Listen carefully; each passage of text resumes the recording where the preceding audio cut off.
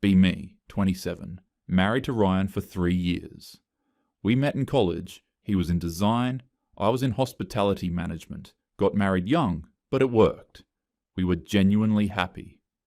Ryan's 28 now, works as a motion graphics designer at a decent marketing agency, makes $65,000 a year, has benefits, normal corporate job. Our life is comfortable. 1-bedroom apartment in a safe neighborhood, $1,800 a month. We split everything 50-50. We cook together most nights, have game nights with our couple friends Marcus and Jen. Good sex life, real connection, like, really good. The kind where we'd stay in bed Sunday mornings just talking and laughing and being close. He'd pull me against him while we watched TV, kiss my neck while I made coffee. I genuinely loved our life. About 6 months into marriage, Ryan comes home one night with this excited energy. Shows me a YouTube video, one of those faceless commentary channels with just smart narration over visuals. Says he wants to try making them. I see the sparkle in his eyes. Think it's adorable. He sets up this little corner desk in our bedroom, buys a decent mic after agonizing over spending $120, downloads editing software. His first video goes up. The Psychology of Productivity apps. 2 subscribers, his mom and his best friend, Marcus. He's so proud, shows me the analytics dashboard like it's a trophy. I'm genuinely supportive. We'd eat dinner and he'd brainstorm video ideas. I'd give feedback, suggest topics. He'd light up, start researching immediately. We'd fall asleep, talking about it, tangled up together in our small bed. He's animating on weeknights, researching on weekends, but still present. Still us. Still reaching for me in the kitchen while I'm cooking. Still making me laugh. I love seeing him passionate about something beyond his day job. He hits 500 subscribers in month 2, then 1,200 in month 3. I'd come home and he'd be like, "Babe, check this out. Someone in Germany commented that my video helped them." I thought it was cute. Sweet even. Then 4 months into his channel journey, I get recruited for a senior events coordinator role at the Meridian Club. I almost don't apply. It feels out of my league.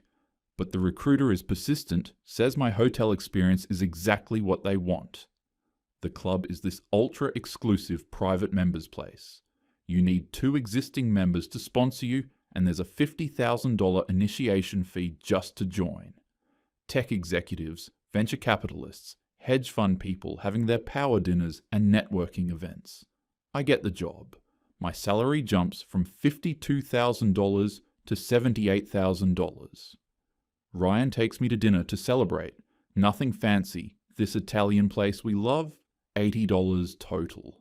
He's so proud of me. Keeps saying I deserve it. That night, we celebrate properly at home. Champagne from Trader Joe's, him telling me how amazing I am. But more than the salary, it's the world I'm suddenly immersed in daily. My coordinator colleague Jade is 29, always dressed in equipment silk blouses and Vince pants. Her boyfriend Derek is a product manager at Meta. She casually mentions one day, stirring her oat milk latte, that his stock options vested at $340,000 last year. Just drops it into conversation like it's normal. Another co-worker, Elise, 31, is engaged to Cameron, who runs a commercial real estate investment fund. She shows me her ring one day, emerald cut, platinum setting, easily $35,000. I know, because I'd looked at rings like that once, online, in private, before Ryan proposed with the $3,200 one I have, which I loved. I did love it. They invite me to things. Dinner parties in Pacific Heights, where the wine alone costs more than our weekly grocery budget.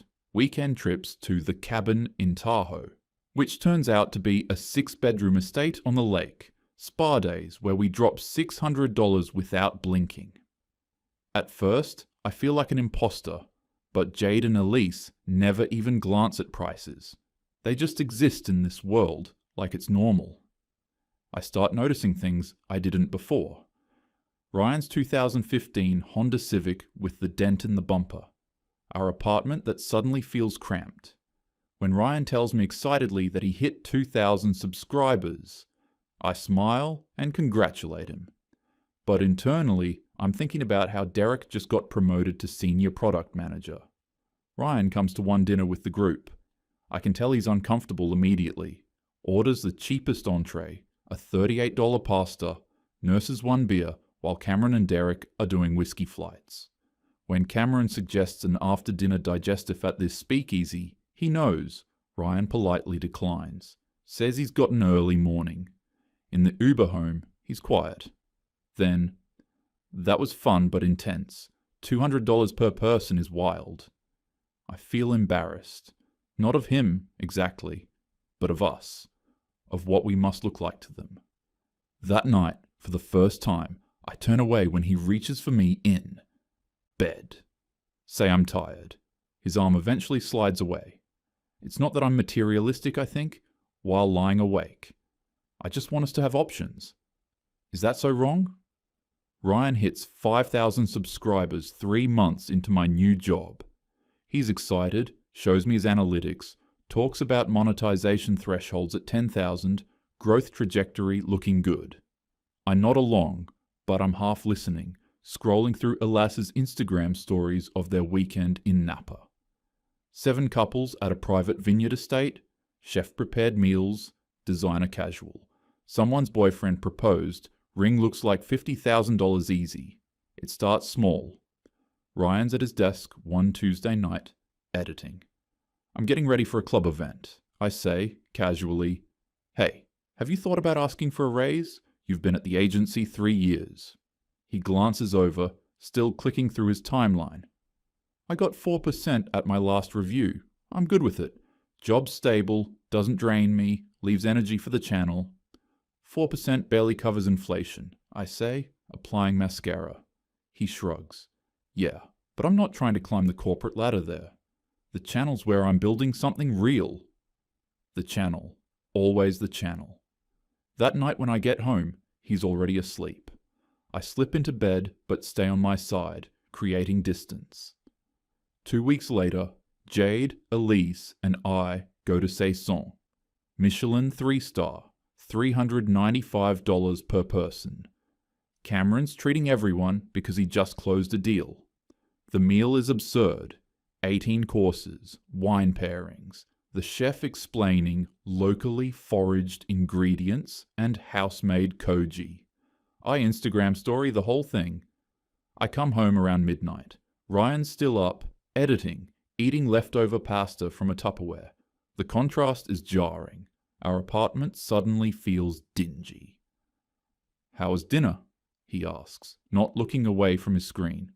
Good. Expensive. I set my bag down harder than necessary. You know, maybe you should freelance on weekends. Agencies would pay good money for motion graphics. He finally looks at me. I do freelance sometimes, but weekends are when I make real progress on the channel. It's growing. I'm at 12,000 subscribers now, and I got my first brand deal inquiry. I actually laugh. Can't help it. Ryan, you have 12,000 subscribers. Be realistic. That's not a business, it's a hobby. His face does something. Hurt, then carefully neutral. These channels can make $20,000 to $30,000 a month once they scale properly. I'm building an audience. It takes time. Time, I repeat. Right. That night, I don't even try to come to bed at the same time. I stay up scrolling in the living room. Come to bed after he's asleep. When he reaches for me in his sleep, I move away. Another month passes. Wine tasting weekend in Napa. Someone's boyfriend casually drops $1,800 on bottles to take home. Just drops it. Like it's nothing. I come home Sunday night. Ryan's excited. Hit 18,000 subscribers. His analytics show retention in the top 5% of his category. He's glowing. Wants to show me his new video. He tries to hug me. I stiffen. Pull away. Why are you satisfied with this? I snap. He blinks. What? This. I gesture around. Our apartment, your job, This YouTube thing that might pay off someday or might not? Why are you okay with just fine? We're more than fine. We're stable. I pay my half of everything. We have savings. What's wrong? I think about Derek's stock options, Cameron's real estate portfolio, the life I'm around every single day. It's not enough anymore. What do you want? His voice is quiet. I want you to take this seriously, get a better job, or make the channel actually successful, or something. I can't keep living like this. Like what? Like we're still in our early 20s playing house. He looks like I slapped him. There's this horrible silence. Then I say it. I'm moving to the guest room until you figure this out. He just stares. You're serious. No intimacy, no sex, no acting like we're really married until you can actually provide the life I deserve. The word deserve hangs there. He looks gutted, but quietly says, okay, if that's what you need. That acceptance, that lack of fight, it enrages me more than resistance would have. Why won't he fight for us? I move my stuff that night. Pillow, phone charger, some clothes. The guest room is smaller, colder. I lie there, thinking about how Jade's boyfriend just bought her a Cartier bracelet, how Elise is planning a destination wedding in Positano. This is temporary, I tell myself, just until he gets serious. Over the next 4 months, I watch Ryan transform. Not in the way I wanted. He's working 16-hour days, agency work, then channel work until 3 a.m. He loses weight, develops dark circles like bruises, barely speaks except for logistics. Can you grab milk? I'll Venmo you for utilities. We're roommates, polite, strangers. I pass him in the hallway sometimes.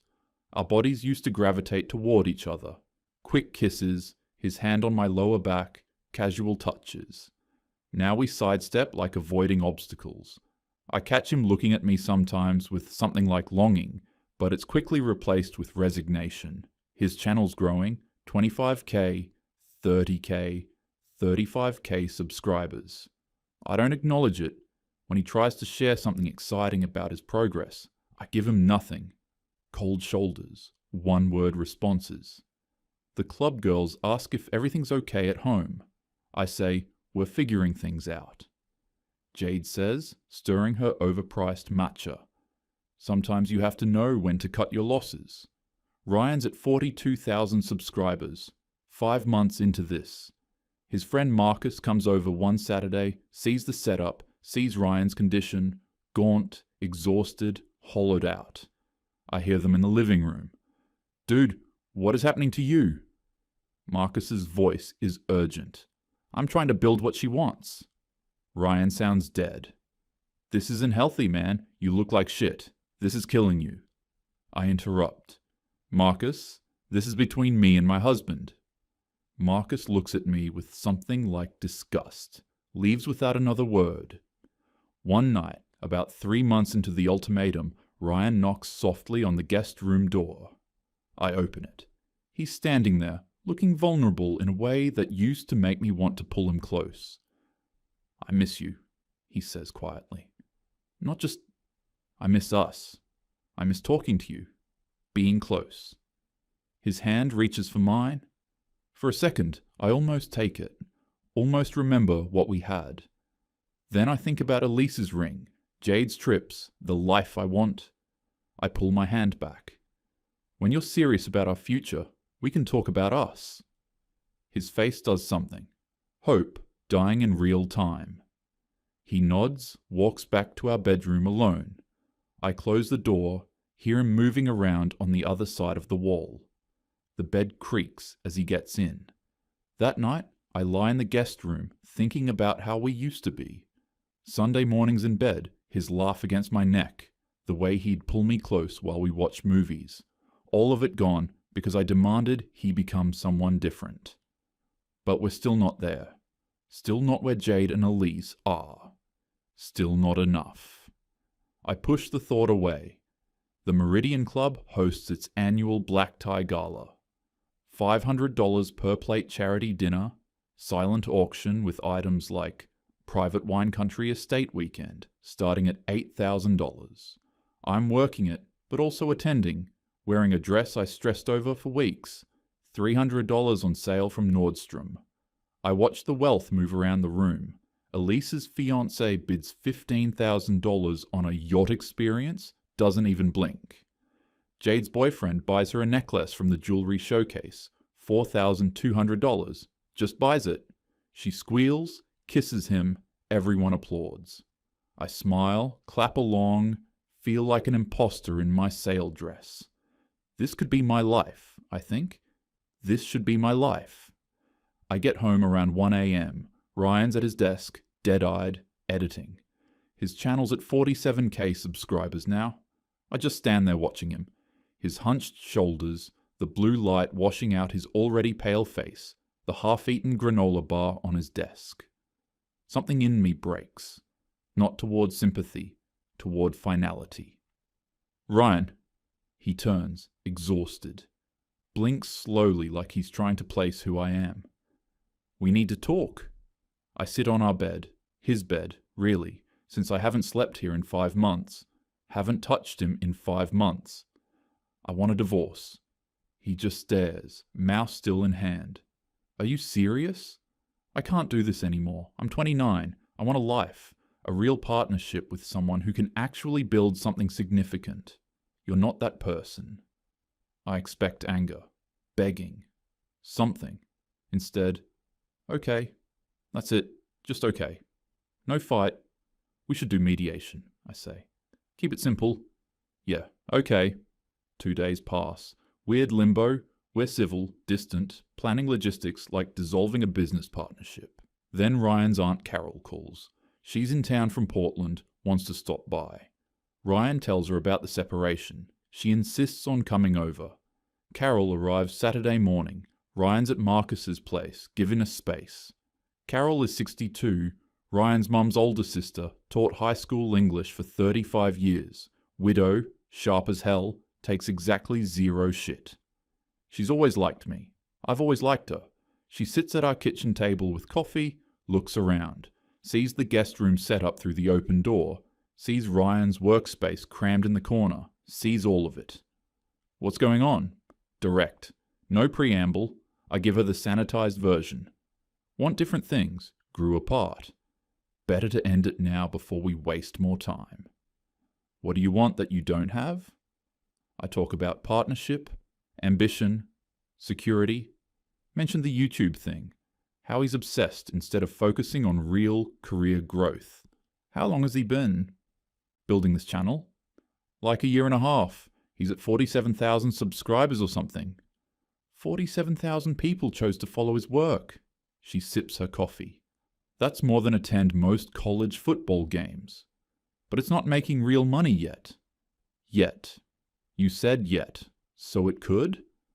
I mean, theoretically, but you're not willing to wait and see. Because I feel defensive. Because I have goals too. I see what life could be, and we're not even close. You see what other people's lives are. That's different. I work around successful people every day. It's not wrong to want that. Carol sets down her mug. It's not wrong to want it. It's wrong to punish someone for not delivering it on your timeline, especially when they're actively working towards something. She doesn't understand, I think. She's from a different generation. You don't understand, I say out loud. He's killing himself for something that might not even work. No, sweetheart. Her voice is gentle but firm. You're killing him because you can't wait to find out if it works. The words hit like cold water. I feel my throat tighten. She continues. I watched my husband build his contracting business for 4 years. 4 years of tight money, stress, me working double shifts, nursing to cover us. You know what I didn't do? Make him sleep in another room. Withhold affection like it was currency. Make him feel like he wasn't enough. I can't look at her. Ryan's a good man. He's building something. But you're so busy looking at what you don't have that you can't see what you do. And using intimacy as a weapon? That's not feminism or self-respect. That's cruelty. She leaves an hour later. Hugs me. Says, I hope you think about this. Really think about it. I do. For 2 whole days, I genuinely reconsider. Look at Ryan's channel. The quality actually is impressive. The comments are engaged, genuine. People saying his videos help them change their perspective. The growth curve is consistent. Upward. Maybe Carol's right. I think Friday night. Maybe I'm being unfair. Maybe I should end this standoff, go back to our bed, try to fix what I broke. Then Sunday brunch. Girls' brunch at Bullett's Larder. Elise shows off her wedding venue booking. Cavallo Point, $85,000 for 150 people.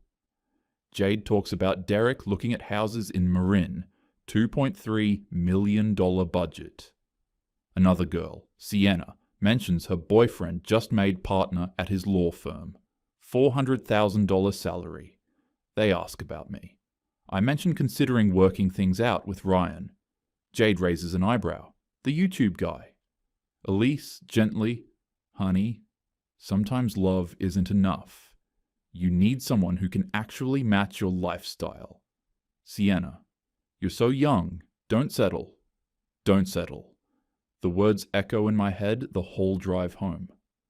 Ryan's there when I arrive. Looks hopeful. Maybe Carol got through to both of us. Maybe we can fix this. Maybe we can go back to how we were, tangled up in bed on Sunday mornings, laughing and close. I think we should move forward with the divorce, I say. I'm sorry, but I don't think this is going to work. His face falls. That hope dies in real time. The light in his eyes just goes out. Okay, he says quietly. I'll start looking for a place. This is the right choice, I tell myself, even as something inside me screams that it's not. I don't listen to that voice. 10 months, post-divorce, still at the Meridian Club, small promotion to senior events coordinator, $85,000 now. Dating Brett, 31, wealth management, takes me to nice restaurants, boring but stable. The club girls are still my circle, though lately something feels off. The club hosts a creator economy summit. I'm managing the evening reception, circulating, checking catering. Then I see him. Ryan, across the room, on the speaker panel. My stomach drops. He looks good, healthy, put together in a way he never was with me. Nice clothes that actually fit, good haircut, standing straight instead of hunched. There's a woman next to him, mid-20s, creative looking, laughing at something he said. The moderator introduces the panel. And this is the creator behind Apex Perspective, one of the fastest growing faceless channels on YouTube. 3.2 million subscribers, multiple 6-figure brand partnerships. 3.2 million. I can't breathe. I hide in the back office, pull out my phone with shaking hands. Search his channel, 3.2 million subscribers. Videos with 800,000 views, 1.2 million. 2 million. Twitter, 750,000 followers. Instagram, verified badge, 340,000 followers. Brand deals with NordVPN, Skillshare, Audible. I find a podcast, Building a Faceless Empire, from 0 to millions. Put in my AirPods, hands trembling. Ryan talks about working 2 full-time jobs, about how a difficult personal period motivated him. He doesn't mention me, just says he had to. Chooses vision over comfort. The host asks if he's dating. Ryan laughs. Yeah, I'm seeing someone. She believed in the channel when it was at 800 subscribers. That kind of support means everything. My chest physically hurts. I start calculating. His Patreon, 12,000 patrons. His course, Faceless Content Mastery, $297. Over 3,000 enrolled. That's $891,000 in course sales alone. He's making 6 figures monthly. Everything I demanded. Everything I withheld intimacy for. Everything I destroyed us for. I tell Jade and Elise the next day over lunch. I expect sympathy. Instead, Jade's face does this thing. Her eyes get sharp. Wait, that's your ex? The YouTube guy? Yeah. Is he single? No, he's seeing someone. Too bad. She says it lightly, but I see something calculating. A week later, I'm scrolling Instagram. Jade followed Ryan's account. Then I see her comment on his post. A fire emoji and love your content. 3 days later, Sienna follows him. Then Bria. They're circling. He ignores all of them. I find Sophie's profile. UX designer, 29, normal looking life. And then I see it. A post from a year ago. Her holding a custom 10,000 subscribers BS plaque she made for him. Caption, so proud of you. Can't wait to see where this goes. 10,000 subscribers. She was there when I'd already left. When I'd already moved to the guest room. When I'd already told him he wasn't enough. She was willing to wait. To believe. She gets to wake up next to him now. Gets the version of him I wanted but refused to wait for. Gets the intimacy I weaponized. 3 weeks later, Saturday morning, Whole Foods. I hear his laugh before I see him. That real, unguarded laugh I used to know. Turn around. Ryan and Sophie in produce, looking easy together, laughing while picking out avocados. My body moves before my brain catches up. Ryan? He turns. Surprise flashes, then something guarded clicks into place. Hey. I try to smile, make small talk. Congratulate him on the channel. He thanks me politely. Introduces Sophie. We used to know each other. Not even my ex-wife. Just someone he used to know. Sophie's sweet, warm, completely unaware of who I am. There's this horrible silence. Then, we should get going. Good seeing you. They leave. I stand there holding organic kale, watching them walk away. Sophie says something. Ryan laughs again, really laughs, the way he used to with me in bed on Sunday mornings when life was simple and good. I hold out 2 days. Then I break. Send him a long text. I made the biggest mistake of my life. I see that now. I was wrong about everything. I'm so sorry. Can we please talk? Read receipt. 3 hours pass. Then, I appreciate you reaching out. It takes courage to admit mistakes. I've made peace with everything. I'm in a really good place now. With my work, with Sophie, with my life. I think it's best if we both keep moving forward separately. I genuinely hope you find what you're looking for. Take care. Kind. Gracious. Final. A week later, Blue Bottle Coffee. Marcus is there. Sees me, his jaw tightens. He walks over. Ryan seems really happy, he says. You know what's wild? He told me the divorce was the best thing that ever happened to him. Said it forced him to choose himself, that he's grateful now. I feel tears threatening. The thing is, Marcus continues, voice hard, he would have shared all of this with you. The success, the money, everything. He wanted to. You just couldn't wait. Couldn't believe in him. Made him sleep in another room like he was being punished for having a dream. He leaves. I'm standing there in a $600 outfit, mascara starting to run. I'm still at the Meridian Club, still around wealth every day. But now every expensive dinner tastes like ash. I had a partner building something real from 2 subscribers and a dream, and I tortured him for it, made him sleep alone, withheld intimacy like it was currency, made him feel inadequate, because it didn't look like what I thought success should look like fast enough. I check his channel's about page one night. First upload date 3 years ago, right after we got married. He was building our future the entire time. Ryan's thriving now, 4 million subscribers. Sophie posted them at Big Sur. Year 1 with you has been the best. She gets the successful version I demanded. She gets to wake up next to him, gets the intimacy I weaponized, gets the man who learned he could survive without me and chose to. I wanted him to become rich, and when he finally did, exceeded every expectation. I wasn't there.